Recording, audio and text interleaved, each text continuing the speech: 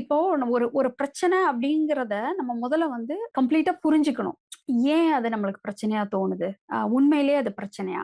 அப்படிங்கிறத நம்ம வந்து கிளாரிஃபை பண்ண பிறகு தான், அப்ப செகண்ட் வந்து இது சால்வ் பண்ண வேண்டிய ப்ராப்ளமா?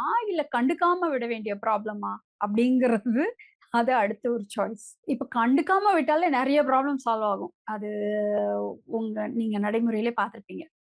ஸோ அட்ரஸ் பண்ணாம, கண்டுக்காம விடக்கூடிய ஒரு பிரச்சனைகள்ல ஒண்ணு. அதாவது அப்படி கண்டுக்காம விட்டா தானா சரியாயிடக்கூடிய ஒரு விஷயமா? அப்படின்னு பார்த்தோம்னா, இப்ப குழந்தை அழுகுது. ஆ சரி, சரி ஒண்ணும் இல்லடா, ஒண்ணும் இல்லடா வாடா அப்படின்னு சொல்லிட்டு நம்ம கொஞ்ச நேரம் ஒண்ணுமே பண்ண மாட்டோம். அது அழுகுறதுக்கு இடம் குடுப்போம்.